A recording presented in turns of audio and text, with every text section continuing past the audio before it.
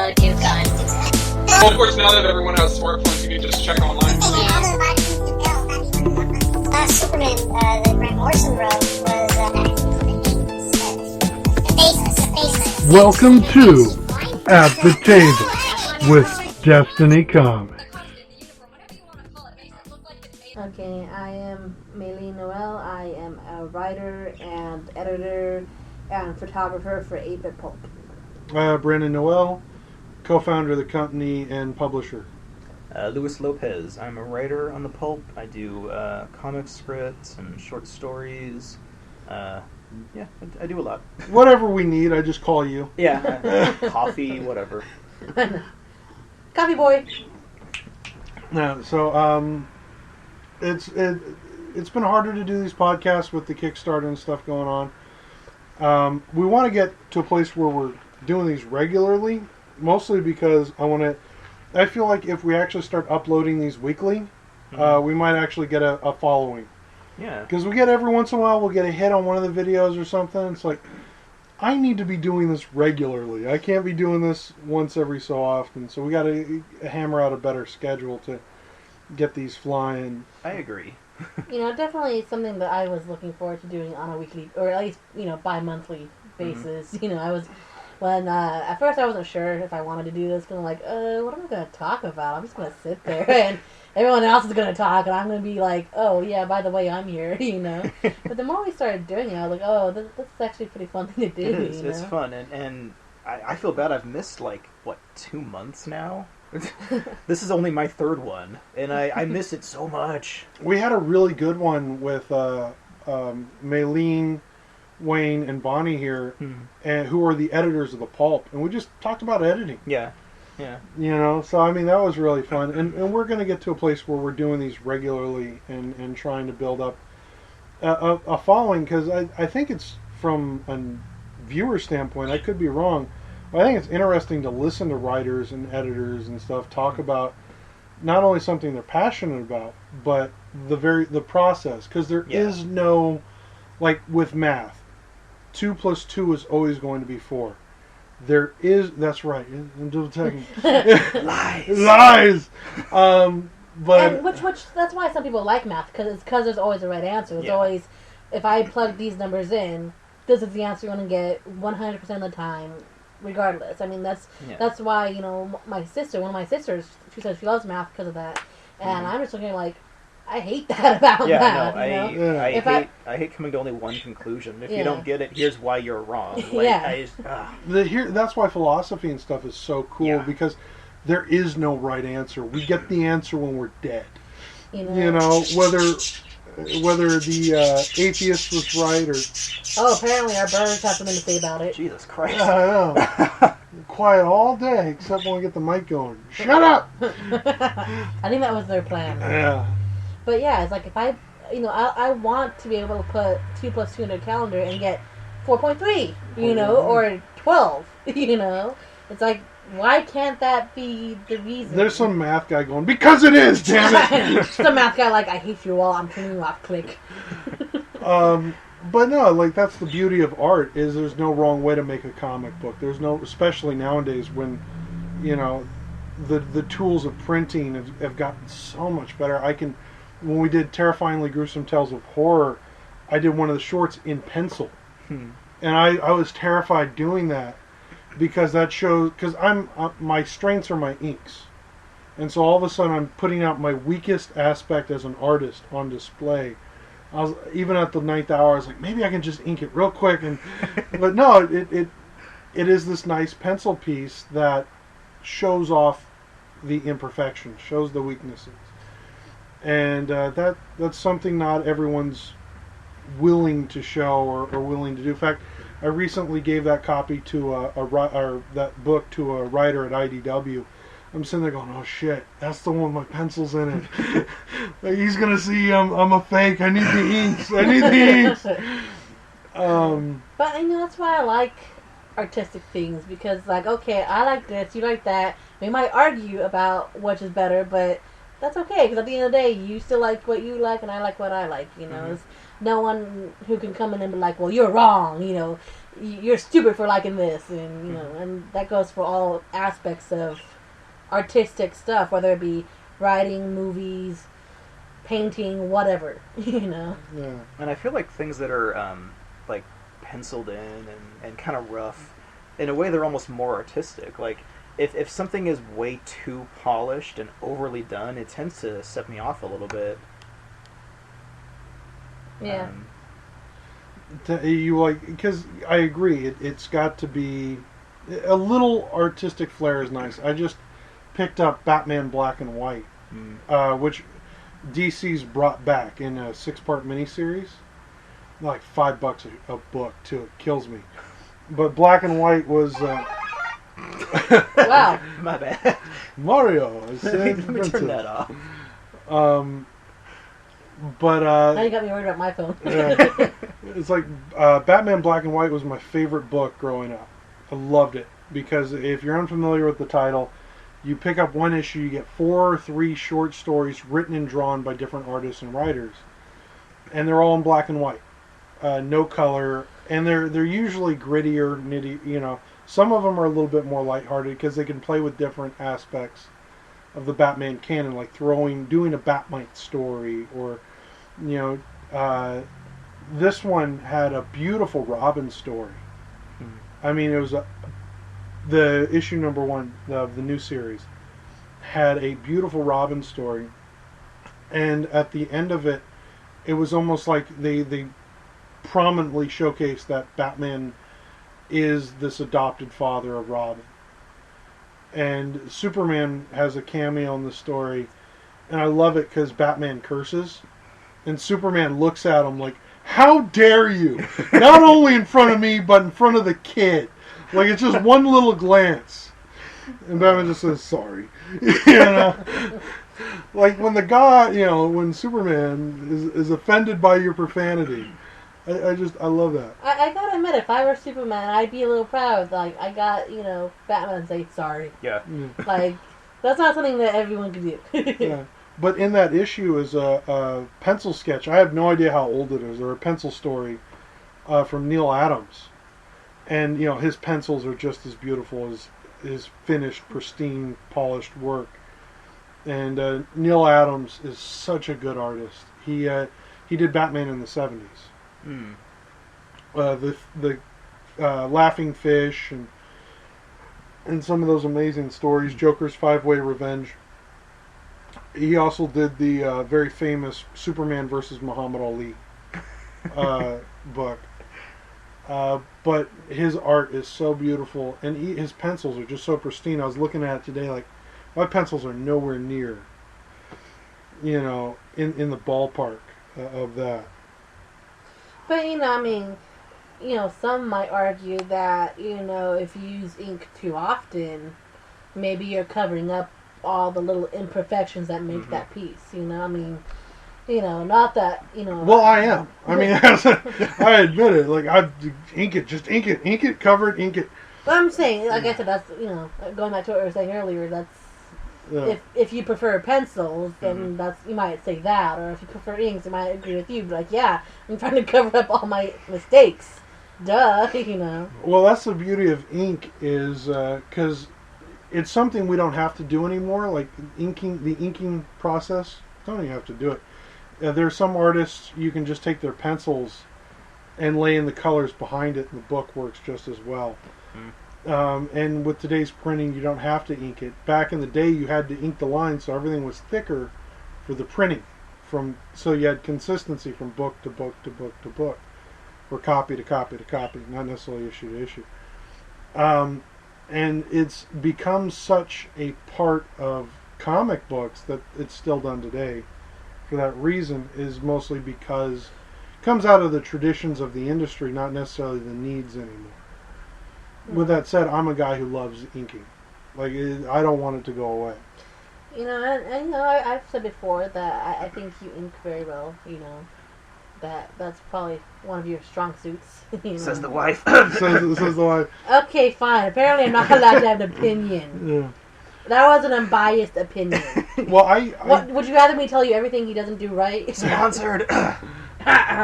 Well, I took some painting classes, and I used to drive my painting teachers insane because I started off inking, so I'd go in and lay these thick black lines. It's like, no, there is no black line. You see your arm, there is no primer around your arm. It's like, it is up here. That's how I see things. So I'd drive my painting teachers insane because I'd lay in all these ink lines and like, it's painting. I know, and I'm going to go in and I'm going to add paint. I will fill it in. I will fill it in. It'll be a paint by number. Exactly. I just have all the numbers in my head.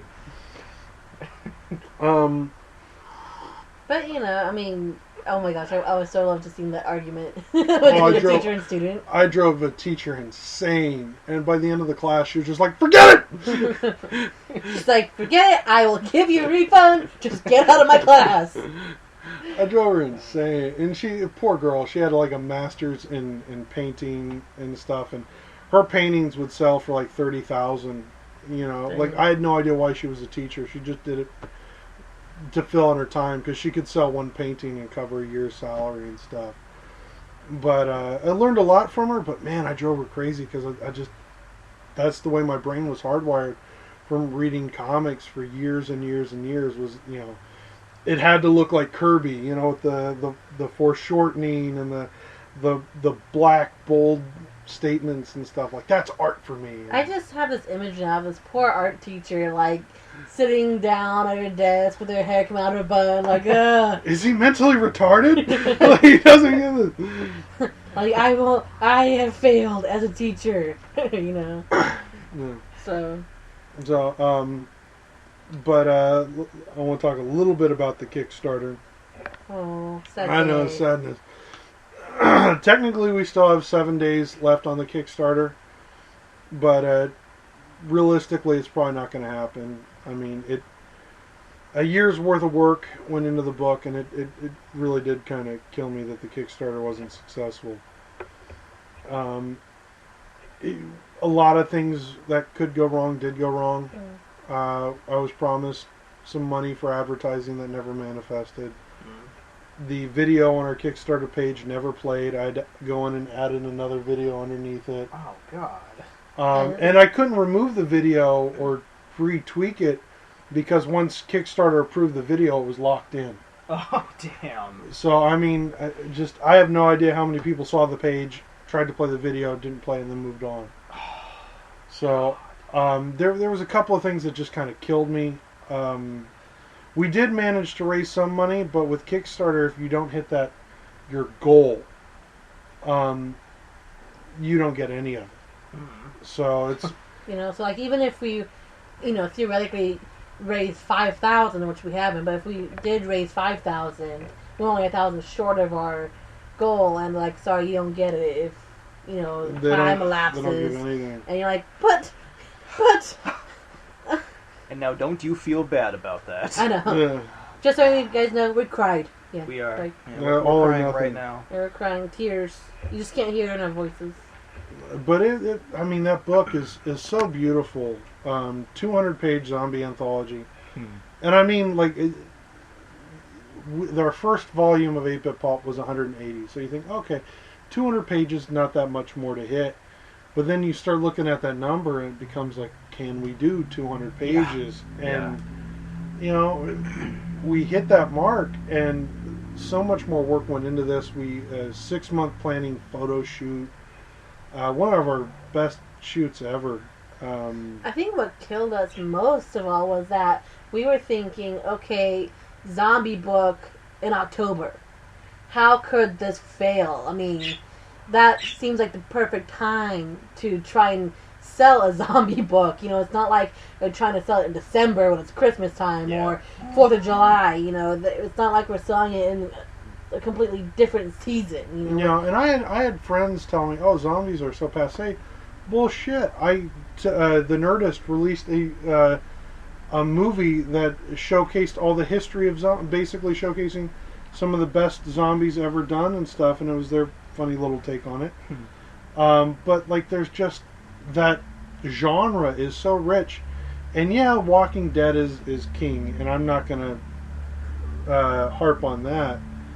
Can I harp? I was a little bit disappointed with the first episode of the 4th season. Honestly, I gotta say. Well, I haven't seen it, but if you like, Go ahead and rant if you want to rant. She's a season behind. I'll press it. What happened? Like, Okay, Spoiler alert for anyone who hasn't seen it. did you Okay. see the first episode of the 3rd season? I'm actually a lot farther she's than like she on is. halfway through season 2. Oh, okay. So, I Okay. mean, but it's okay. I don't care. Go ahead. Well, okay, if you we're- want to rant about it, go ahead and rant about it. I'm not so Well- dedicated to it that I'm gonna, No, we'll come back. We'll swing around to that. We gotta finish talking about the Kickstarter. Oh, the Kickstarter. I know.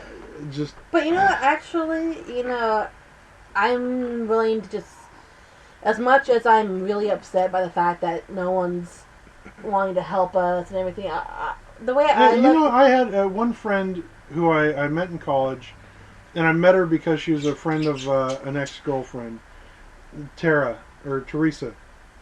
yeah. Teresa, I can't remember. Yeah, she not only pitched in the Kickstarter, she put it on our page.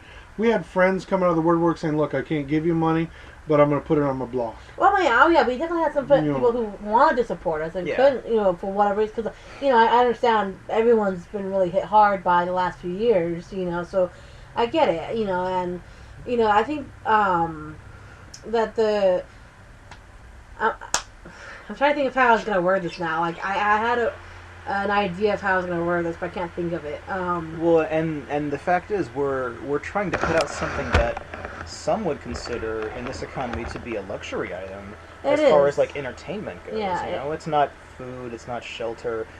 It's something that we need, of course, in our souls. But yeah. With that said, the price of the book, we had to raise the price a little bit for the Kickstarter, with the bare minimum being $15, because that covers the shipping. Yeah.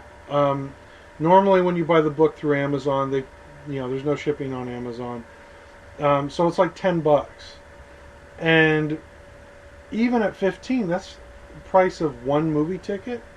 Yeah, easily. So And, Some places are more than that. And you have something that you can reuse over and over again. Something that, I mean, you're kind of gambling with that movie anyway. You don't know if you're going to like that movie anyway. And, yeah, you might not like the zombie book either, but... I mean, we all know that one person who loves zombies, so, re-gift. There's enough different types of stories in that zombie anthology for any reader. Yeah. Anything from the hardcore survival Walking Dead style thing to yours, which is much more comedical. I mean, I was surprised at the range that came in, because I thought everyone was going to do the survival horror. Yeah, and like I said, looking at this, I kind of wish we had been successful, but realistically, we're really not worse off than we were before. No, that's what I was thinking. You're nowhere... We're nowhere... It's not like, if this fails, we're done. This was not a make or break type thing. Yeah, it was a boost that just didn't happen, is all. Yeah, I mean... I think it was make or break for me, at least in my spirit, because it's like... I wanted it to happen so bad, and I know we differ a little bit in religion, but there's a story with David in the Bible where it said David prayed so hard that he changed God's mind. Oh, okay. And that's what I was just like, please, God, please, change your mind. Which, and it was hard, seeing Brandon get really, pretty much broken, like you said, over this. And, for me, I mean, I have to be happy about it, otherwise I am going to be like that too. Like, I have to be like, okay, pick up myself and move on. But, it was a little disheartening, but like I said, I can understand why, if people are still not doing as well, then of course they're going to be a little bit more critical about what they spend their money on. So yeah, I can't be too upset about it.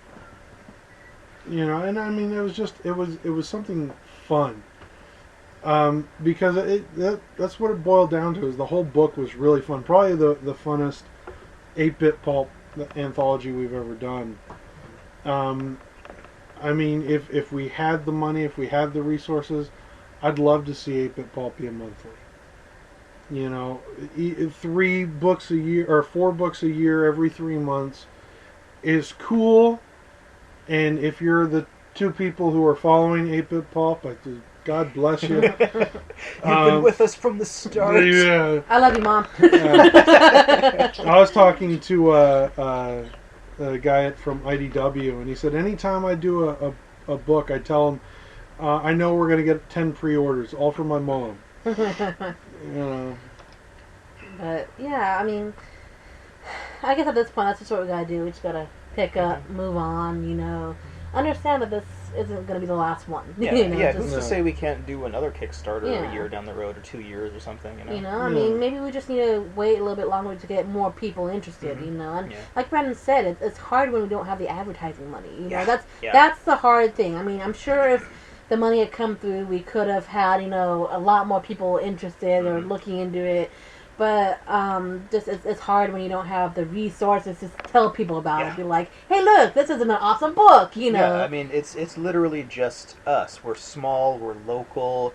We are advertising on our Facebook pages. like it's just us doing this. We don't have a huge corporation or a huge house to work with. Yeah, which would make it a lot easier. But like we said, we could do it again. We don't have to just say, okay, we're done. No more Kickstarters from now on. You know, it can be redone, and just maybe we need to wait, maybe even just 6 months and try again. You know, whatever. You know? Yeah, well, I'm more inclined to wait a year or so than. Well, I'm just saying because I am going to try a Kickstarter for my Santa book this December, because I've been working for 3 years on a Santa Claus Demon Hunter graphic novel thing, and I'm almost ready to launch it as a standalone graphic novel, 104 pages. I was going to shoot for 150, and I was talking to the guys at IDW, and they're like, dude, 100 and number page breakdown and stuff, and he was showing me some math. It's like they end their graphic novels at 104, and he showed me why. Okay. And it was like, that makes sense compared to the 150 and what customers have to pay and stuff. So I'm really hopeful for that, but I'm still kind of in zombie mode. I've drawn so many zombies, and I still have a bunch I have to ink. Well, it's kind of hard to get out of that, when you've been in something like that for so long. Yeah. And you're like, okay. Yeah. Wipe my brain clean, something new. And this has been in your head for like a year, right? Yeah, after issue 1, because issue 1 came out on Halloween a year ago. And I thought, oh shit, I missed the mark, because issue 1's a great story. Yeah. But to launch a book on Halloween or the week before Halloween or something that had really nothing to do with Halloween, it was like, damn it, I kind of missed the mark.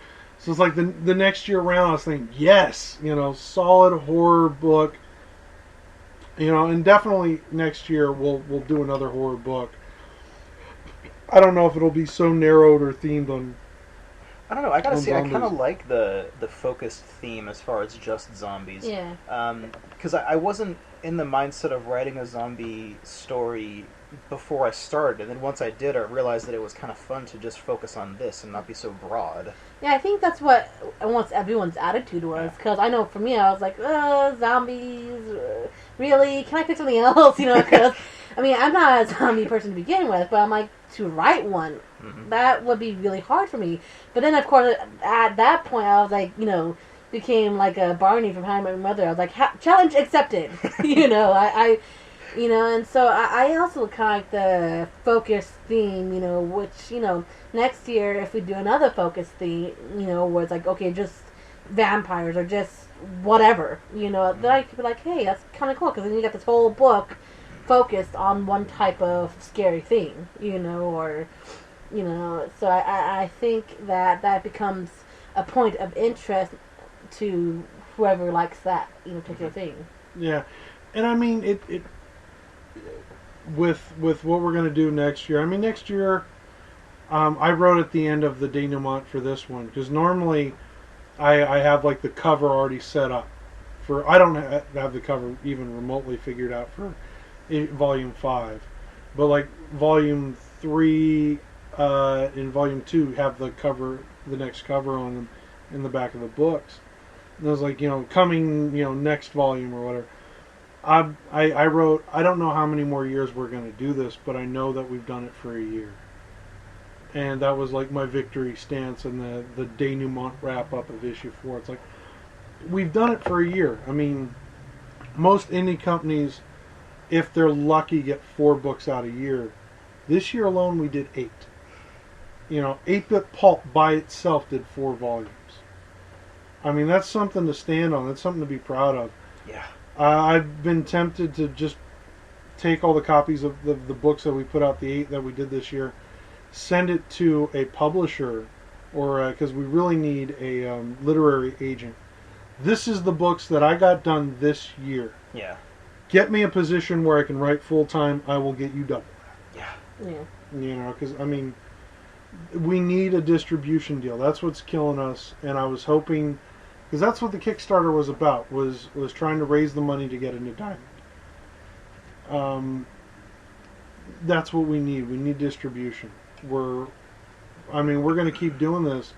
And finally, when people find us, they're like, oh, wow, they have this backlog of amazing stories and stuff. Which is kind of a cool thing if you think about it. People who come into it late, like, oh, there's so much more. It's not just one book that, I don't know if they're going to survive, after this one book. But, that's kind of a cool thing about it is that, regardless of, what we do from now on, we can say we've got this backlog of stuff that, you can look at it and, catch up on it and, kind of stuff. So that's quite cool. And I'm planning on trying to mine that backlog for all it's worth. I mean, we did the, we're going to be doing another podcast. I don't know how regularly. Hopefully we'll work it out to where each week a podcast is uploaded. Mm-hmm. And so it'll be two at the tables and then 2 story times. And I don't know if you read it or saw the link. I sent you the video. We took your first Rosewool story and did a radio production of it. Oh, I did not know that. Yeah, I sent you the link. Oh, so. I'm horrible. Yeah. And that's horrible. I should have known you. And so that's what we're going to try to be doing more often. And I need a larger Foley system. Because I want to add the Foley sound effects, like they walk down the steps and hear the crick of the steps and stuff. That'd be awesome. So Wayne did the dramatic reading. Mm-hmm. And he's got that great dramatic voice. Oh yeah, he's got an awesome voice. The kind of voice that, like, okay, I would listen to this guy read a story, Yeah. And he's such a natural storyteller anyway. Like when he goes to tell a story, it's like, okay, he gets into details about anything anyway. So just talking to the guy, he'll start telling you something that happened to him, like in a grocery store, and you have to be silent and just listen to what he's saying. Yeah, and it's not just like, oh, I went to the grocery store, got some soda, it spilled over the floor at the end. It's not just like that. He's a storyteller. Yeah. To his credit, he's definitely a storyteller. And we'll try to bring in some of the. It would be fun to bring in some of the other authors to have you do like reading your own story and stuff like that. But it was just we sat down for an hour and a half one day, and he just read 4 or 5 stories until his voice started to die. And so we'll get him back to do more stories, and the idea is, we'll add in a creepy backtrack and stuff like that. We've done 2 of them so far. With I think the first one was My Story, How to Kill a God, and then we've done Rosewool, and then we have a couple already recorded, ready to go. Nice. Which other ones have we have recorded? Just curious. I don't want to say online. Oh, because, okay. I'll tell you when the thing's not recorded. I'll tell you when they're not listening. Yes. So, I mean, we got a couple of things. I just want to get squared away so that each week we can get a YouTube video up. And because that's what we need is consistency. Mm-hmm. Once we've proven ourselves within that march. Because the books are always consistent on time. The YouTube and other stuff, not necessarily so much because I'm worried about hitting page deadlines. Yeah. Well, it's just, kind of, hard when you've got so many people, like, okay, I gotta get your story. Yeah. Okay, now the 3 of us have to sit down for 2 days straight and edit all the stories. I do not envy the editors. They hate me too. Well, it's funny because we had finally gotten all the stories for number 4 done. Like, okay, We spent all the last week or two, week and a half, just straight editing. No trouble. Just okay, everything's edited. And then Brandon was like, "Oh, I didn't do mine." Dang it! That's who we forgot. Yeah. And then Brian's like, "Oh, I got another story. Oh my gosh!" Well, what it was I was so busy just handling the Kickstarter aspect of things that my story is really late. But I mean, I already did the page breakdown and stuff. I know we're good. It's just it was, because Sorry to interrupt this podcast. Make sure you check out www.destinycomics.wik.com/comics. Cheerio! if you read issue 3, I started a brand new multi-part serial, and I had already planned to incorporate zombies in the next volume. So it's not like with some of the the Last Templar, we had to stop the forward momentum on that because we had zombies. Yeah. There's no zombies in the future. No. Well, No, later down the line. Maybe. You never know. So it is just production-wise. That's the way it had to go. And I knew with Father Mathis, which was part 1 appeared in volume 3, part 2 is in this, and then I'm probably going to drag it out to a 5-part thing, and then turn that into a full length, or release it as a one-off novel when it's done. I don't think we have had one pulp thing yet where there wasn't a serialized story in there somewhere. Well, that's what I like, because that's that keeps people coming back. I mean, if you like part 1, okay, come on, get that's part 2. also what they did back, because I did a lot of research on those pulps. That's one of the things they did, is they had these. It's almost like the Saturday morning serials in theaters. Mm-hmm. You would see, Batman, which was serialized in the 1930s, black and white. It's pretty trippy because there's actually some racism in it. Not surprising. There was racism everywhere. They refer to the chinks as jabs, and it's not like Batman. It's the narrator. Oh yeah, the shifty-eyed Asians, and you're like, oh my gosh! The universal speaking voice is just horrible. Yeah, he's completely racist to everything. And also, like you said, he's supposed to be the universal narration voice. So it's pretty bad. In fact, there was one thing that another podcast pointed out. There's a part of that serial where Batman is hopping from a ladder and he had cigarettes rolled up in his sleeve, and they were in his utility belt, and his cigarettes popped out. The actor's cigarettes popped out and fell on the floor. Is like, can we get another cut where Batman's not promoting smoking? Well, those serials were done so cheap and so fast. In fact, I have a webcomic that is in development right now that is based off those serials. And we're going to have some fun with it and maybe do some cliffhangers. Not every episode's going to have a cliffhanger, but we'll get there with it. Betty Bombshell. So with that said, we're pretty much at the halfway mark here. We wanted to talk about disappointing horror films, being that it's October. And for Lewis's sake, we'll extend it to TV shows, because I know he's been wanting to talk about Walking Dead. Yeah, bring up Walking Dead real quick. Okay, let's get back to that. Okay, at the end of the second season... Okay, spoilers! At the end of the second If season... it happened 3 months ago or 6 months ago, you can't... Yeah. Okay, the end of the second season ended... It was different. They got off the farm, finally. The farm, in the comics, of course, they were only there for 2-3 issues.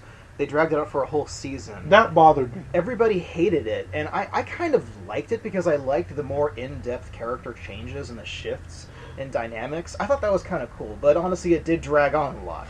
So the third season got things off, not just to a start, but it was a mad dash. It was great. Boom. Yeah. Everybody changed all of a sudden. There was this huge passage of time. Winter happened. Lori all of a sudden was damn pregnant. And they kept going. Everything was just boom, boom, boom. The season 4 premiere happened, and it's static again. Like, I'm not gonna tell you who died, but somebody died, and it was like, oh, it's kind of sad. Was it Carl? Did Carl die? No, Carl's alive still. You know I what? was so disappointed. Like, no, he's alive. You know what? Everyone harps on Carl. I actually am okay with Carl. I know everyone hates him. I'm kind of iffy about him. I kind of want to see if he'll go like just dark for a bit. Well, that's how he cool. did in the comics. Yeah. I forget which one's Carl. The kid. The Oh, kid, the kid, the young okay, kid. yeah. Everyone hates Carl, and I don't get it. I'm just sitting there scratching my head like, that kid makes sense to me.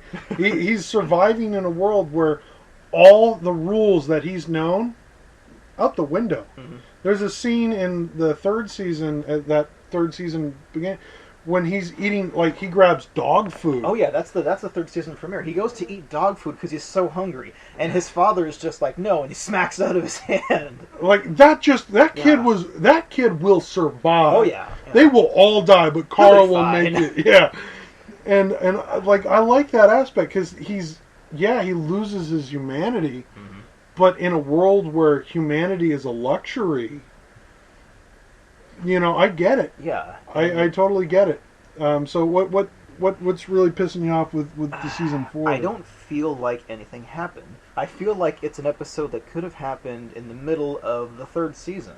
Nothing really happened. Nobody really talked that much about the governor, about what the plans are for the future right now, and I get it. They feel like they're safe. They feel like they can stay where they are, but still, something's got to happen. Like, in my mind, if you're starting something and if you're ending something, it has to happen with, like, a bang or something meaningful. Some big change has to occur.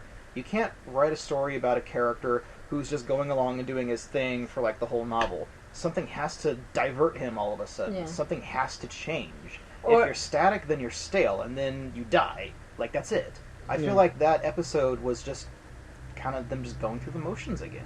Or like you said, if you're going to have an episode like that, don't have it be like the premiere or the Yeah, finale. you can stick it in the middle of the season if you Yeah. want to. That's fine. Episode 3s of things are usually kind of okay, I guess.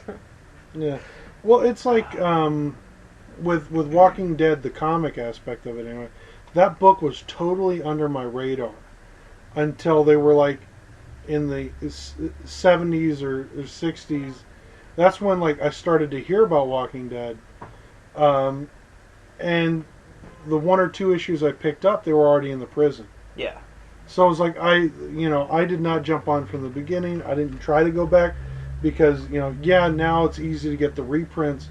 But Walking Dead, when it was just a black and white indie comic, you had to be a fan. Yeah. It was really hard to get some of those back issues.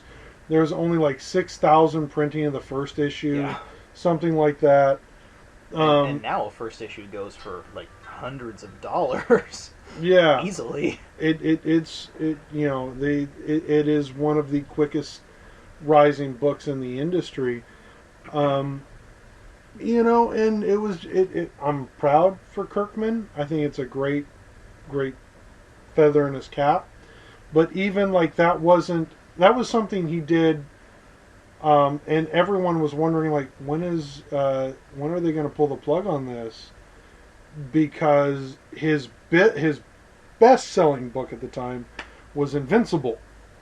And Invincible was doing insane numbers and was it was everything because it's a cape book. It's dad's a superhero, kid's a superhero.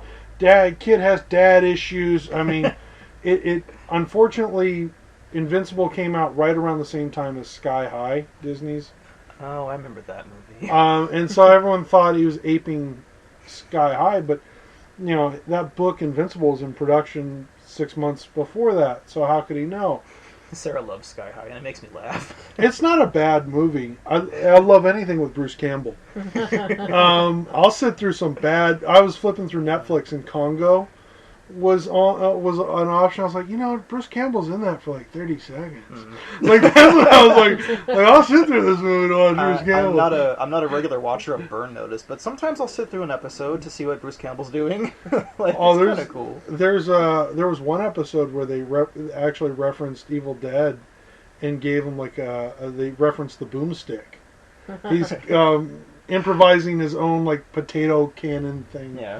And like the guy's like, "Are you sure this boomstick's gonna work?" It's like it was a nice little reference to Evil Dead. I don't know how true it is because I saw it on Comic Book Resource, which is a news site that can be a little shady. Normally they're really good though. But apparently Bruce Campbell signed on to play Ash in an Army of Darkness sequel. And if you watched My Name is Bruce, which I love My Name is Bruce. That's actually a pretty funny movie. It's basically, what's the Star Trek parody? Spaceballs? Not Spaceballs, that's Star Galaxy Wars. Quest? Galaxy Quest thing. That's what it is. It's basically Galaxy Quest for the horror genre. Like the kid awakes a demon and then goes and kidnaps Bruce Campbell. Save me, Bruce Campbell! Because he thinks, he's been in all these great movies, Yeah. and so he must know something about how to destroy a demon. But if you look at Bruce and My Name is Bruce, he's gained a lot of weight. And he's aged pretty well. I mean, his face is handsome. Yeah.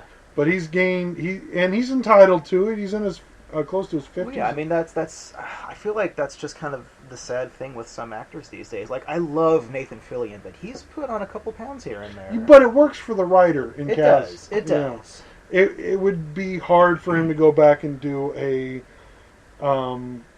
Firefly thing, and I think that they're bringing it back as a comic, and they're That makes me happy. Um, At this point, I don't feel like they could bring it back as a TV series unless they suddenly decided to do a 10-year gap.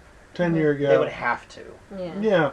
Because if it's one of those shows that It because kind of hurts that it's been off the air for 10 years. Well, Because that show never really died. That's so well beloved, and so that you can't recast it. If you try to recast it, there would be like an uprising of fans who are like, no, this is ridiculous. Why would you recast and start over when you could have kept going with the original show? I mean, that was just ridiculous. That band that did the song Josh parodying The Hero of Canton.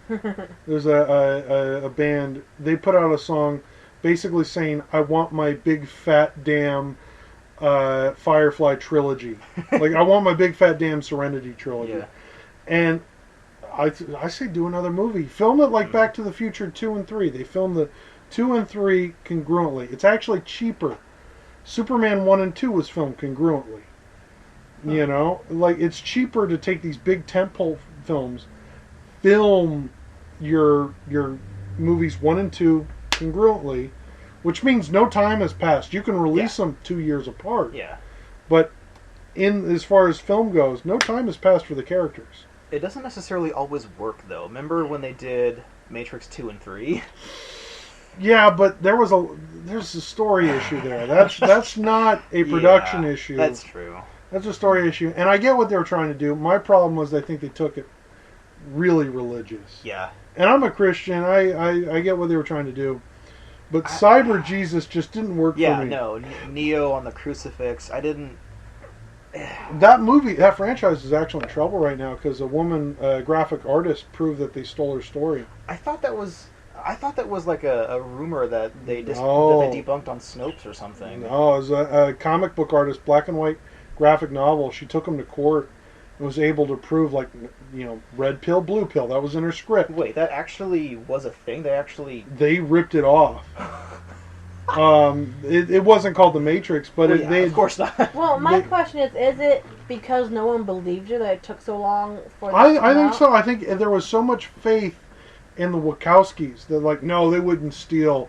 And so it went through, like, court and court and court. And finally they're like, well, you read the damn graphic novel that was published years before. So I can't remember the name of the woman, but they proved that the Wachowskis stole The Matrix. Oh my gosh. And, she got a huge settlement, which is right on, because, but I think what happened was Speed Racer was a bomb, which I love Speed Racer. I didn't want to see that movie. You know what? I liked the anime, and that movie, it doesn't go off the rails for me. The first 5 minutes of the movie, I was in tears. Because they did such a beautiful... Because there's this... Have you seen... No. In the first 5 minutes, it is Racer. And he's... I forget his real name, but Speed Racer. He's in the Mach 5. and he's driving down this course, and there's a wreck in the race. So he's going to win. But what happens is he's actually going to beat his brother's time. Oh, God. And what happens is you see this ghost image of his brother on the same track. And like the announcers, you know who he's racing! You know who he's racing! And just before he hits the finish line, he pulls off the gas. And his brother's record stands. That's all within the first 5 minutes of the movie. I'm in tears. I'm just like, oh my God! They pulled an up on you. Yeah, exactly. And I'm in tears in the first 5 minutes. Oh man, I just want to say right now, real quick, Up messed me up. Oh, Like messed me up. You I know? didn't know. Like I didn't know they were going to go that way in the first 5 minutes. I of the movie. watched it, and the first 5 minutes, I'm like, I hate this movie. Ah! And from that moment on, it is a pretty much 100% adaptation of the cartoon, and I think they did it justice. I don't think people were prepared for some of the visuals. I don't think they expected the visuals. Well, part of my problem with not wanting to see it is I almost have this uncanny valley effect when it comes to CGI. Like, Oh, I get you. I'm a practical guy. If you can flip a semi truck without having to render it graphically on a computer, then do it, and I'll be happy. Yeah. Well, there's very few directors who are willing to go that way. Because it's cheaper to just bring in the computer. I love Richard Donner's quote when he was talking about the Superman movie. He's like, we did everything practically because computers weren't used to make movies. They were used to send men to the moon. Yeah. Like Oh my God. at that time, Richard Donner, who I love him. At one point, they were going to give him the Green Lantern series. Oh. And I think every time I think of that, like, God, what he could have done with that. And this was before the Renaissance. That's during the first Michael Keaton Batman film. Okay. That was the time period when they were talking about these other characters. And the film executives didn't understand the comics, and Richard Donner had a fight with the execs at Warner's, and he's like, they don't get the character. Because at that time, the movie guys were separate from the comic guys. Now we live in a world where the movie guys are going to the comic guys. Yeah. Like Kevin Smith, when he was writing his Superman script, that Superman Lives, that never happened. Yeah.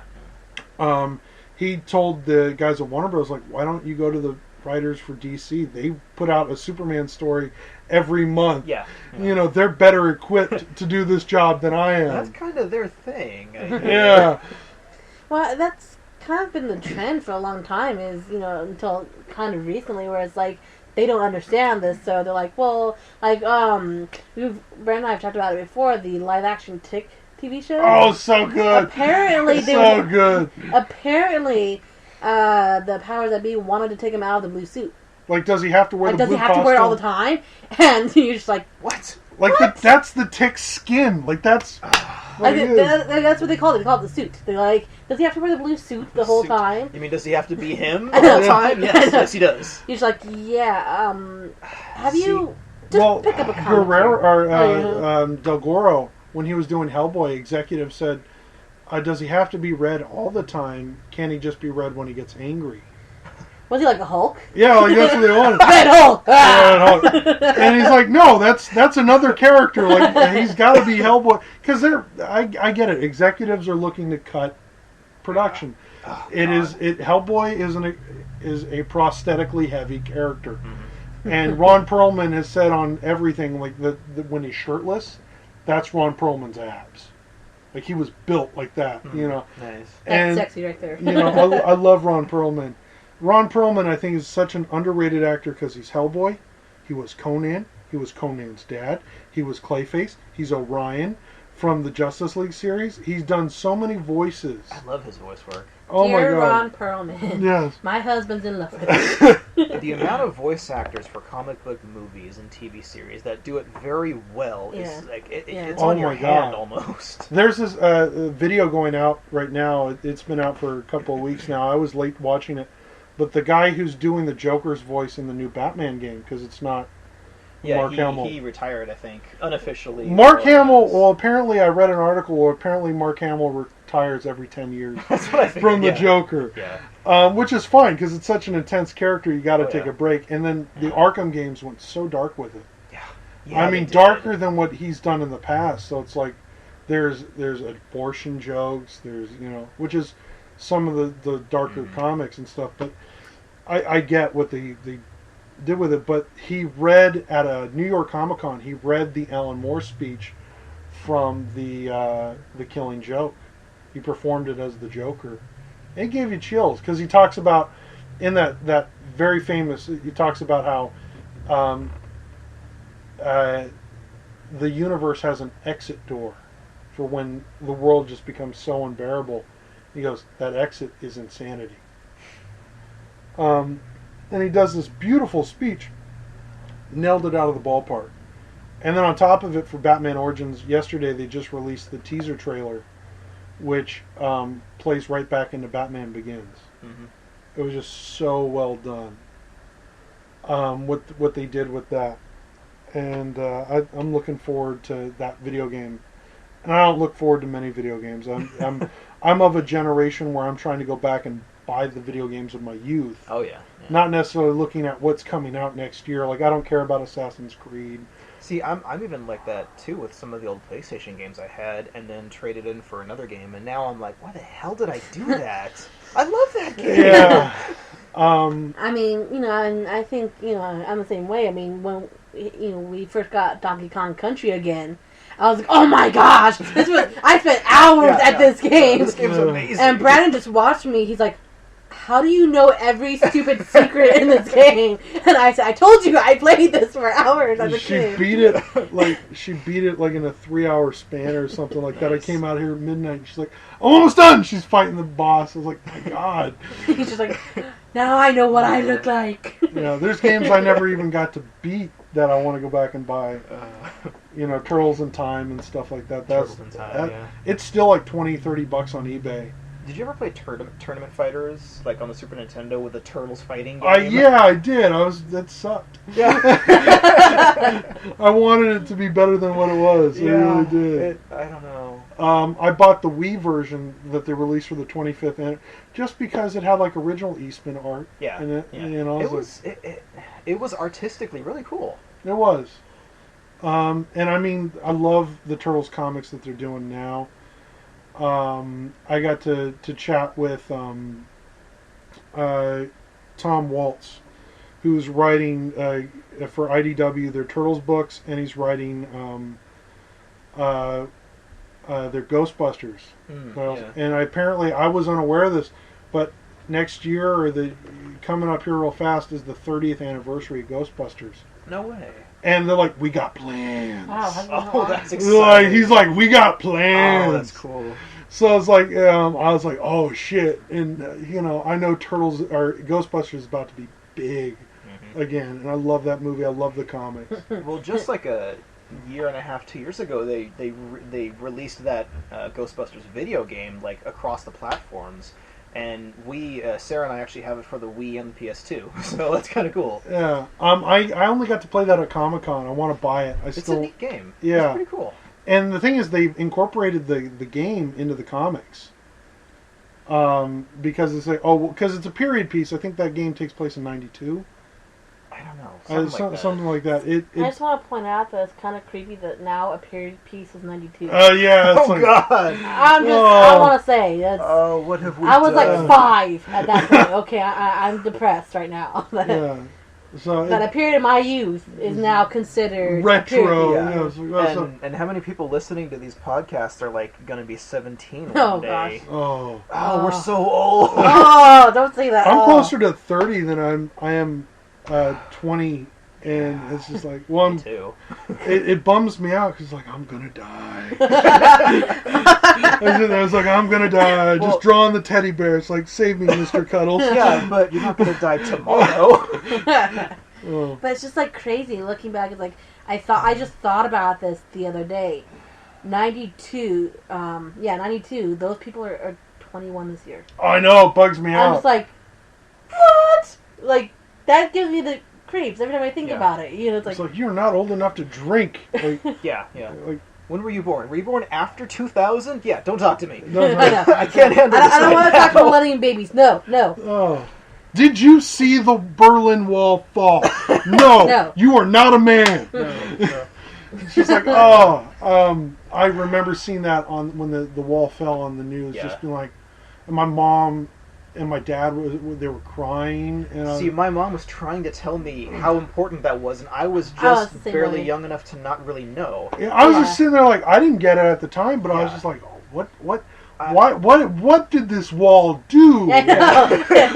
I was the same way. I was like, a wall fell? Are they going to rebuild it? Like, that's what I'm thinking. Like, Yeah. like okay, we'll fix it. You know? Repair this. I Everyone remember was seeing freaking all out the about it. graffiti on the wall, and Yeah. I thought, man, looking back at that, going the people who had to, break out at night, risk their lives to write, Russia sucks, Yeah. and on spray paint and stuff. Like, And- at that time, I was like, I don't get it. Why is this Yeah. wall so important? Why? Yeah. What? And now going back to, people who are like 17 and 18, they're probably like, okay, wall fell. Like, what significance does that have? See, the big event for me was watching 9/11 happen on the TV. That was my Oh, first. that was- And then watching the first, Tomahawk missiles go into Afghanistan. Mhm. My dad, I was watching on the TV, and I remember my dad walking in, looking at the TV, and saying, yeah, we're going to war, and then he left for work that day. Yeah, that was also my first big moment. I remember because I left and I didn't hear the news that morning. I just left before, didn't watch it, and then I heard people whispering, like, "Oh my gosh, did you see what happened? Did you see what happened?" I'm like, Yeah. "What happened?" Yeah. Right? And I had theater for third period, and my theater teacher was like, "Okay, everybody come into the green room. We're gonna watch." And that we got just in time to see the second tower fall, and I was like that was my what? I'm shaking. What? That was my first big oh my gosh moment. my I ditched school most of that day because I was in the theater. I helped them set up the tech. We watched because for whatever reason, I'm pretty sure someone didn't know this because there's no reason the theater building was the last building built onto that school, and they were paying or got for free or someone made a mistake. They had cable television in the theater. So we would sit back at nights and stuff and just watch television in the theater.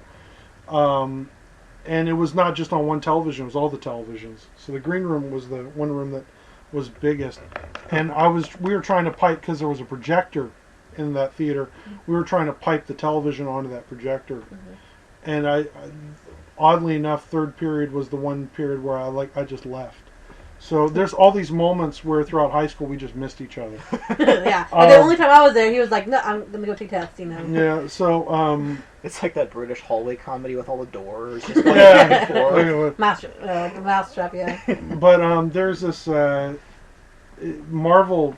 I don't know, because we live in California, it didn't really hit me, and I felt really angry most of that day because the world seemed to have stopped. Mhm. But there was still football practice Mhm. and all this bullshit. I don't want to be at football practice. I was like, what? Who gives a shit? We're going to war. This isn't. I don't care about a damn game at that point, and I didn't want to just walk out of practice and ruin the morale. Yeah. But I mean, I don't want to be there. No one wanted to be there, and it was just bullshit. I'd rather we had all just sat and talked. Yeah. What that would have made sense. But I remember Marvel put out this amazing comic, Spider-Man Black. It's still an amazing book, and the whole time I was just trying to figure out what happened. Mhm. And when seeing Spider-Man deal with it, Yeah.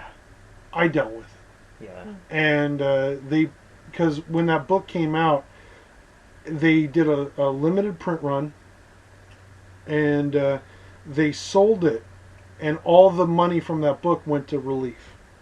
There were copies of that book going That's for cool. $500-600, and it was selling at a regular price was $200 a copy. And so for those of us who couldn't, in 2001 or 2000, I think it was 2001, Yeah. couldn't pay $200 a book, they put it online to read for free. Oh, that's cool. That's cool. And so I read it in the public library, and I just began to cry. Because there's these moments that are just, like, that's when it made sense for me. Yeah. But we're probably going to go over an hour on this one. Are we doing like bad horror I know. movies? Yeah, that's what, Because I just want to say real quick that what sucks that happened in 2001. I was my freshman year, less than a month. I was thinking, yeah, I'm in high school, and then that happened. I'm like, this does not bode well for the next 4 years. No.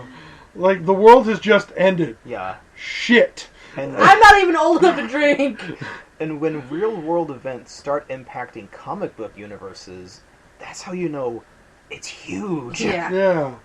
Like, my fiction has now been in... Yeah. It's no longer just Spidey fighting Doc Ock. Okay, that's just not... Yeah, 9/11 is now referenced still, currently, in comic books that are based in New York sometimes. Yeah. Like, Well, yeah, because, I mean, that's where... Well, there was a huge period of Captain America continuity where the book was about 9/11.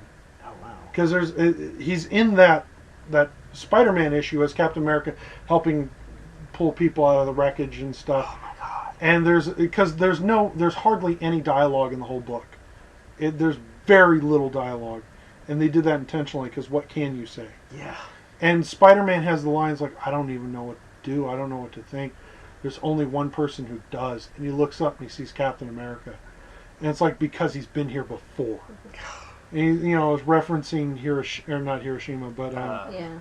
Pearl Harbor. Yeah. And honestly, who was it that had that line, what monster would do this? Oh, it was like a villain. It's Doctor Doom. Yeah. It's Doctor Doom. Like, there's this image with Doctor Doom, Kingpin, and Magneto standing back to I back. remember I didn't see the comic, but I remember that image. I saw it online somewhere. And, like, it says, what monster could do this? Yeah. And Doom cries. Because that says something, because Doom has an embassy in New York. Doom is a dictator. He is an evil monarch. And even he's like, they crossed a line. Yeah. And it's like, that's just, so impactful. I just love this idea that even these hardcore Marvel villains who... Magneto, who preaches genocide. Yeah. There's that line that they still don't cross, like, oh my gosh, look what they did, kind of thing. And Kingpin, his headquarters is in the top of the Chrysler building. It's like he saw it. And it's so devastating. And, the Marvel... DC put out a couple of books and did the same thing. But DC's fictional universe is so expansive that you have, like, Bloodhaven, Star City, Metropolis, Gotham, and they're these own things. Except, oddly enough, piece of trivia, Detective Comics 27, the first appearance of Batman, stories in New York. It's the 28 that the Gotham is created. Huh. The more you know. The more you know. So for a brief time, Batman was in New York. But there's this, DC has its own extensive universe that it became very hard for them to, like, that Spider-Man Black is a tearjerker. It will make you cry. It made me cry. I wish I had a copy of it. And the cover is so beautiful. It is a solid black cover with just the Spider-Man logo in white. And there's no number. For the diehard fans... It's unnumbered. It's unnumbered. The diehard fans Its know number it's is like... not listed. know it's like, 4 something or 2 something. I think it was 2. I think it was like 263 or something like that. But it's unnumbered. It's just a solid black cover. And it's an amazing thing. But with that said, let's switch gears real quick, because I know we wanted to talk about bad horror films, and that just ended with you talking about Walking Dead. Ranting. Instead of switching back to that, let's look a little forward here and talk about, because we're all writers. Let's talk about our writing processes, how we get in the zone, how we, how you create a world. Personally, for me, I know some writers do the whole, I gotta outline the story first, I gotta do idea bubbles for what's gonna happen when and where to who. That's good if I'm doing a magnum opus like I'm going to do with my Western, which is loosely tributed to the Dark Tower series. Like, for something like that, something big. That's a scoop. He hasn't even told me about this Western. You heard it here first, people. Yeah. It's like a sword and sorcery type Western thing. It's more magic and dark world than, gunslinger stuff. There's no guns in this world, for instance. Are you gonna thinking about publishing this as a This is going to be a series of novels. series of novels? Yeah.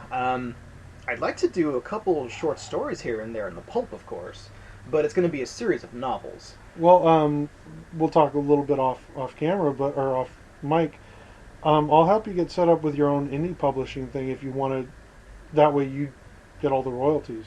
Oh, that'd be cool. I'm not telling you it's going to be a whole lot because we've published a lot of books. Well, yeah, I mean, royalties is kind of a relative term. Yeah.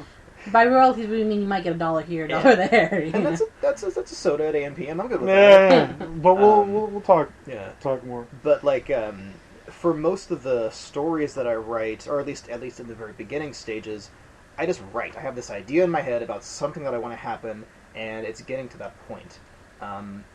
One of the things that I take to heart when it comes to writing a character is you have to be unflinching. You have to be dynamic. You have to not care about what you put this person through, because that makes it better. Like, one of the actual novel that I'm working on right now, that I'm going to have published hopefully in a year or two, maybe, possibly, who knows? I'm putting the main characters through terrible events because I want to see how they'll react to it.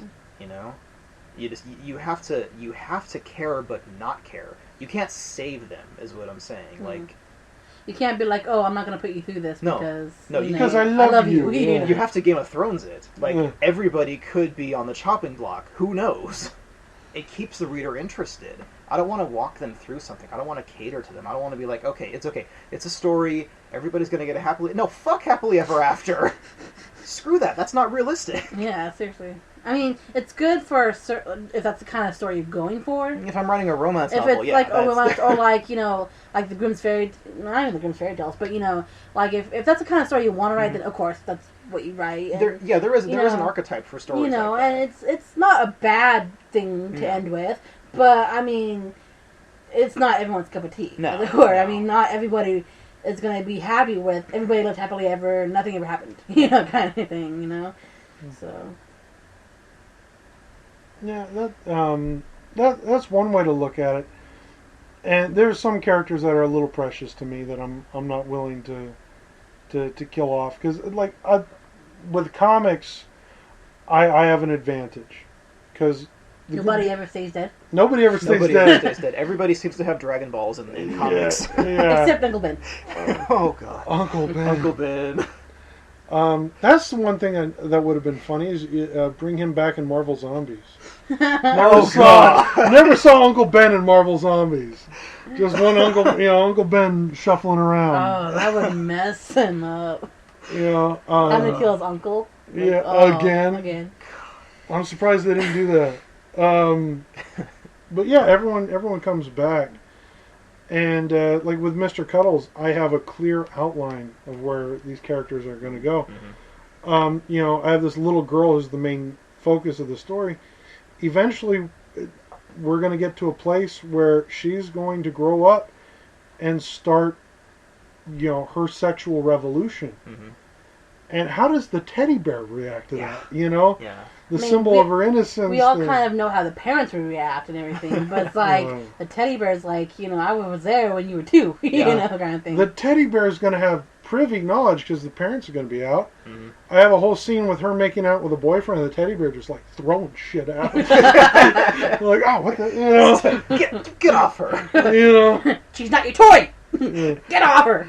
So like, Mr. Cuddles is going to have this long arc, and eventually Emily. I have this whole arc planned out. She's going to grow up and go off to college. Mm-hmm. And I'm going to have them have another child for Mr. Cuddles to remain in their life.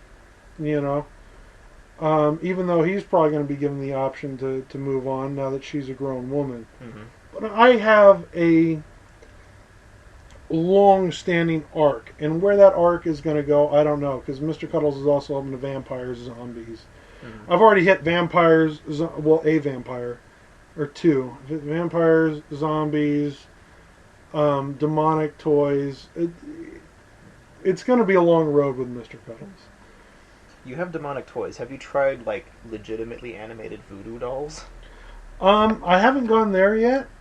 I know it's one I'm not wanting to do, but I have a storyline dealing with The Exorcist, where Emily has a friend who is possessed.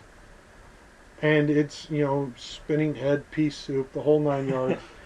And it's not one, because that's a horror film I'm not particularly fond of, because those images stick with you. There is something demonic about that film. There's some things, like, I haven't even seen the film. I mean, the things I can see from just the clips I've seen and things people have told me about it, It's on my list of films to see and of books to read eventually. I have the book on my book, but I might read the book, but just from what I hear, I'm like, I don't know if I want to watch that movie. That just sounds... I saw the movie when they relaunched it in theaters, and I had no idea what I was going to see. My uncle just said, it's a horror film from the 70s. I was like, you fucking dick. Like, I love my uncle, but it's just, that was just not something... I stayed up like a week straight after that film because it scared the shit out of me. And the thing is, there's demonic symbols all throughout the film. The music is unsettling from the bees and the actual under bass is the sound of bees. So subconsciously your mind is freaking out and crawling, and you can feel your skin crawling like it is truly evil. And I'm pretty sure the devil took a week off of running hell to direct the movie. And it has some amazing moments in that film. The spoilers, I said the one saving grace in that movie. A movie from the 70s. Spoilers! Spoilers. As we go past the part where we have to say spoilers. Well, you both said you haven't seen it. Yeah. The one saving grace is good kind of wins. It's a dark victory in that good had to lose to win. But the good guy kind of wins. That was kind of cryptic. Yeah, well, what he does is he ends... I'm not sure that qualifies as a spoiler because I don't think I get it. What he ends up doing is because you have this priest who doesn't believe in God or is struggling with just basic faith issues. And if you're a priest and you're having basic faith issues, you need to find a new job. Even if you're just unsure, you should probably find a new job. Yeah. Yeah, so what ends up happening is he's in the middle of this exorcism with a much older, experienced priest, and that priest is killed. So it's him, the unsure priest, having to finish this exorcism, and unable to do the right thing to actually exorcise the demon. He grabs the child and he looks at he's like, you can have me. You can have me. And the demon leaves the child and goes into him. And while he still has control of his body, he jumps out the window. So it is a dark victory in that the kid is safe, but a pastor had to commit suicide to save her. Jeez, like, it is dark. With that said, it is a classic within the genre of horror for a reason. One of the reasons why I'm drawn to horror is I wasn't allowed to watch it as a kid. It wasn't horror films were not allowed in my house. So as an adult, I gravitate to them. B, I've said before, I'm a Christian, and horror films are the only genre that allow you to explore religious themes and spiritual natures in a way that the audience is comfortable. If you do it in a documentary style, you're going to put people off because people have their own opinions of whether or not supernatural things even exist. But if you present it in a horror film, in the confines of something we all know, it becomes a nice way to discuss these matters. It's why I like horror so much. I gotta say, I love the religious horror film genre too. Like, I was born and baptized Catholic. Nowadays, my beliefs are very different and in some sense very conflicted. But I still legitimately think that there is something to scary, iconic religious things, like exorcisms. As a person that doesn't go to church anymore right now, I still think there might be something to it. So what does that tell you? Yeah,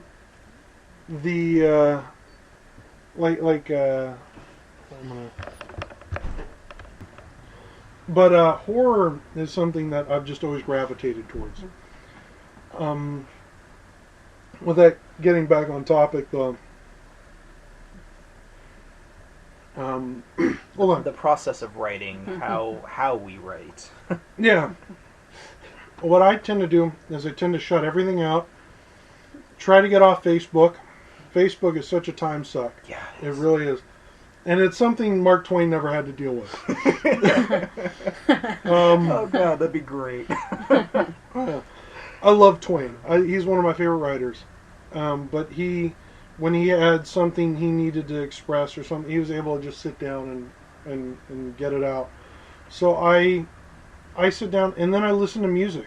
I put on music, and I'll even listen to stuff I don't even understand, just to have that rhythm in the background. Mm-hmm. I find that I actually start to write to the rhythm. So if I know I'm trying to do a horror piece or whatever, I'll put on the music to one of my favorite horror films, the soundtrack.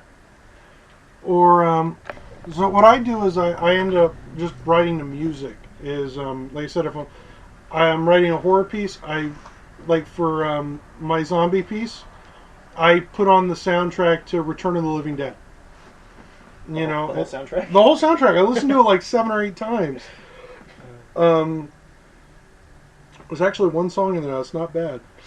I didn't even know they had songs. One song. One song. It's not bad. But that's what I do is I just kind of shut things down and I go back to music. And I listen, for when I was writing my Western, I have a band that I like called Celtic Thunder, the Irish folk kind of band. No, I have my mom has a CD of theirs. I think they're like half shirtless, so I haven't really listened to it. Yeah. One of the band members ended up getting picked up on Glee. Oh, okay. So they're not bad. But there's one song they did a cover of not El Diablo, The Desperado is a Western kind of thing. I just kind of played that on loop, and that's what got me through writing the Western. Nice. But that's more or less my technique as far as writing goes, is shut up and do it, because I'm so bad with distractions. Just trying to get other things done. I think that's why for me, when I start writing, I have to handwrite it out first. I can't, for me, if I'm going to write, I can't just type straight on my laptop, because there are so many distractions on the internet, Facebook, YouTube. There's all these other distractions for me. So when I go to write, I start longhand. I take paper and pen, just write it all out. At least get some semblance of what I'm going to do before it's okay, now I can go on my laptop and get into the rhythm of writing. And also, for me, I never know how my story's going to end. At some point, I have a vague idea of what I want to do, but, like Lewis said earlier, I can't plan it out. That's not how my brain works. I can't say, okay, I'm going to have this story, I'm going to hit these points, and it's going to end this way. At some point, my characters take over. You let the characters I let the characters tell the story. So even sometimes, with my zombie story, obviously I'm not going to say what happens, but at the end I'm like, oh my gosh, I didn't see that coming, wow, that's how most of my stories happen, it's I can never tell what's going to happen at the end of any one story, or even one segment, by the end of the chapter, I could say, okay, I want to go here, and all of a sudden, I'm over here, I've taken a completely different detour route than what I originally planned, and sometimes it's better, and sometimes it's not, so that's when the editing comes in, Yeah. But for me, it's I never know where I'm going to end up in the story. I could end up introducing 3 characters that I never had any intention of introducing, or I could end up with a story that is 5 times longer than I meant it to be originally because of all the detours and side. Was it the Lost Generation, the writers who came out of World War One? It's been on my mind lately. They would introduce a character and you'd never see the character again. The rest of the story. Like, I've been thinking about doing that just to mess with somebody. Like, just make, describe them in great detail. Like, oh, that's going to come back into play. Never see him again. Give them some very cool thing, like 2 gold teeth that look like vampire fangs, and then they just don't appear again. Never again. Never again. 20 years later, what happened to that character? Oh, I don't know. I barely remember that guy. Could be drunk in a bar by now. I don't know. But that's my only thing, and like I said, I can't have any distraction. Even if it's a movie I've seen, I can't have a movie on that I've seen before. Because it's like, oh, I love this part. I'm gonna sit and watch this part. It's like, oh, I can't. Like, there are artists who you go to Comic-Con, they swear up and down. They put on the TV and just draw. It's like, you lying SOB. No. Like, there's no way, because I get sucked in, even if something I've watched a million times. Mm-hmm. It's a movie I can quote. I can close my eyes. I can see what's happening. I'm still getting sucked into it. So I can't draw or work like that. I can't write while Shaun of the Dead is on. No way. Yeah. I have to watch Shaun of the Dead. And like I said, that's why I have to handwrite, because I'm on the internet and I'm like, oh, I just gotta check this really quick to see if I got this email. And then 5 hours later, what was I doing? Oh, see, yeah. The one helpful thing that I've realized the internet is for when it comes to writing is like fact checking. Fact check. Oh my god. Like, that's it. Google is amazing. I was just writing Father Mathis. And I was like, okay, because it's a 1800s France. Mm-hmm. So I was like, okay, when was the Eiffel Tower built? When was nursing established? It's like, okay, all right. And it's just these little facts. When did they start actually washing their hands before going into a person's body? Yeah, it's things like that you need to know. So yeah, Google's amazing. I would hate to have to been a fiction writer or writing pulp the way we are now in a time when not only did you have to go to the library, but you had to understand the reference card system. Oh my god. When I was young, they showed me the reference card system. I still can't figure it out. So that there are somebody listening, like, reference card? Like what? Go back to 17-year-old earlier. So, all right, we're way over time on this one. As usual. As usual. Well, actually, no, we've been pretty much in. But real quick, let's just wrap this up. What are we reading? Oh, yes. I was hoping we would come back to the what are we readings. I, thanks to you, good sir, just started Superman for All Seasons. I got through volumes 1, and I think I finished volume 2, so I got the last 2 to look at. And I loved it. I love the slightly unpolished look to the art of it. I kind of like how Metropolis is like sort of in the past, but also they have like very tall walkways all of a sudden all over the city with like no railings or anything. Well, it's like Superman just turned 75. For All Seasons was their 50th anniversary that they put out for Superman. Four-parter. Jeff Jones wrote it. Tim Sale. Mm-hmm. Oh, I think it's the first thing they collaborated on. They would go on to do Long Halloween and Dark Victory and stuff. But it's an amazing book. Tim Sale actually almost threatened to quit when they told him he couldn't draw the dog that he drew. Because they said, oh, it was established in Action Comics, whatever, number, da-da-da-da, that Superman's dog was named Rusty. Oh, yeah. And it wasn't the dog that he drew. And, like, Tim Sale, like, threatened to quit. And, see, I noticed that they had a dog that was slightly different, or something new, anyway. And I'm like, all right, this is just a dog, it's fine. It's just a dog. If you've ever lived on a farm, which, hey, I have, there's usually 6 or 7 dogs running around. So it wasn't a big deal for me. As long as it's not Crypto right now, we're fine. I love Crypto.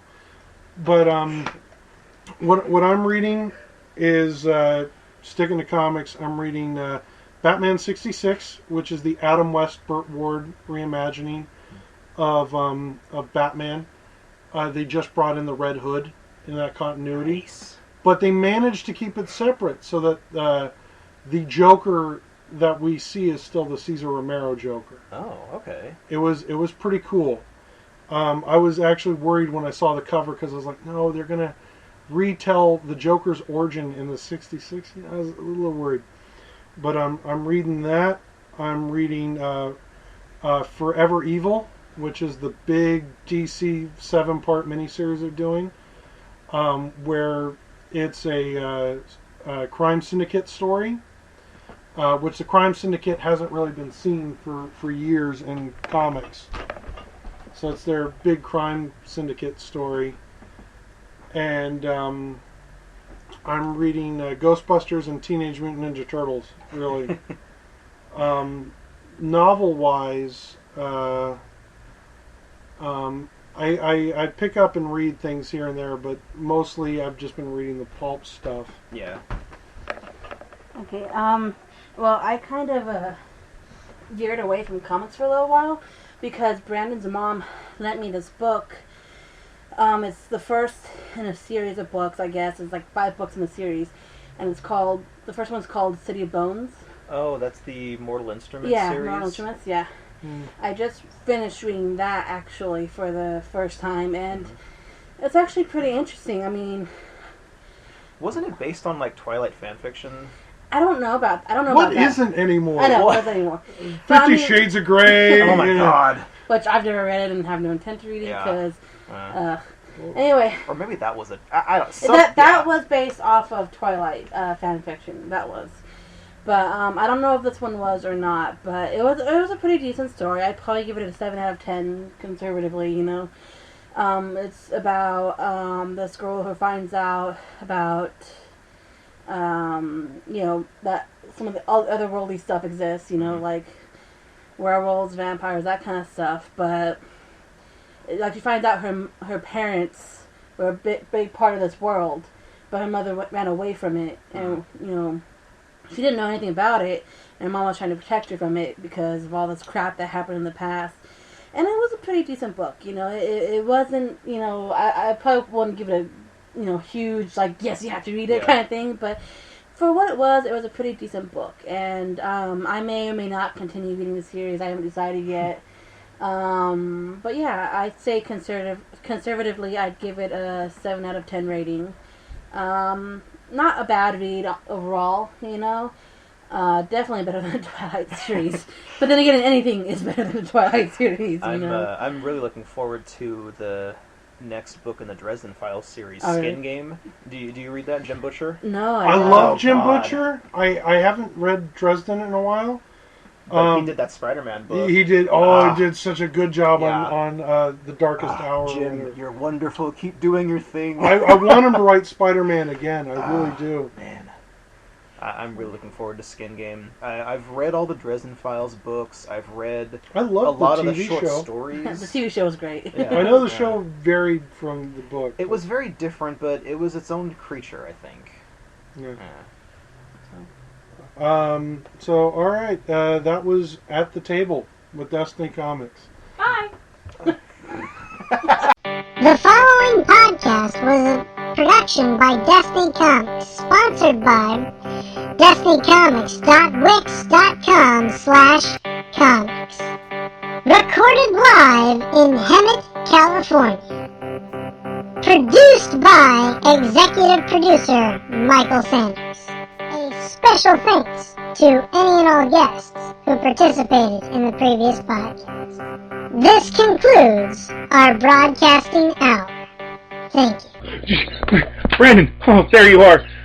I just read the most terrifying book I've ever read. What book was that, Mike? Terrifyingly Gruesome Tales of Horror from Destiny Comics. What was so terrifying about Terrifyingly Gruesome Tales of Horror from Destiny Comics? They were gruesomely terrifying horror tales. Really? Featuring witches and vampires and all sorts of things. Everything that goes bump in the night, Brandon. It scared me like bejesus. Terrifyingly Gruesome Tales of Horror! Hey, Mike. Hey, Brandon. Do you play golf? When I was 12. Well, we at Destiny Comics guarantee you that our comic books will not help you with your golf game. Oh, wow, that's a good deal. That's right. We guarantee you to actually provide real entertainment instead of a good walk wasted. Really? That's wonderful.